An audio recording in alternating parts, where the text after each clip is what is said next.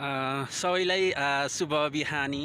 यति बेला हामी बिहानी पखमा छौँ। बिहानको मिरमिरे उज्यालोसँगै हामी कागबेनीभन्दा यो माथिको समथर भूभागमा रहेका छौँ। तपाईँले देख्न सक्नुहुन्छ हिमालको भाग, हिउँ परेको हाम्रो नजिकै छ।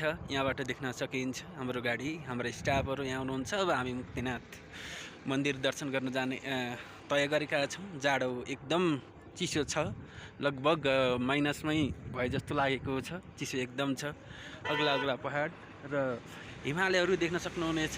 प्रकृतिले एउटा स्वर्गको रूपमा बनाएको यो ठाउँलाई हामीले अहिले यहाँबाट देख्न सकिन्छ। बाटो चाहिँ सडक एकदम राम्रै छ भनेर भन्नुपर्छ।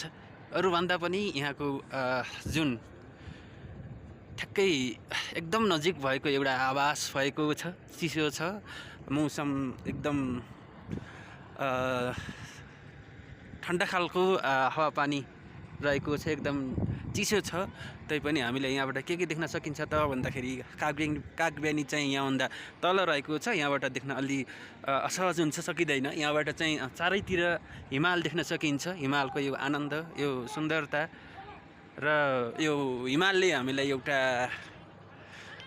स्वर्गीय आभास र एउटा स्वर्गको महसुस र एकदम रमाइलो, शान्त अनि वातावरणमा चाहिँ हामी अहिले यहाँ देख्न सकिन्छ। यहाँ अब हामी यहाँबाट माथि जानेछौँ, मुक्तिनाथ मन्दिरतर्फ जानेछौँ।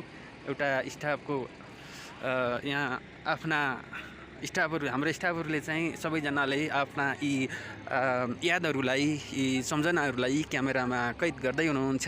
हामीले यहाँ देख्न सक्छौँ। यति बेला हामी चाहिँ कागबेनीभन्दा माथि आएका छौँ।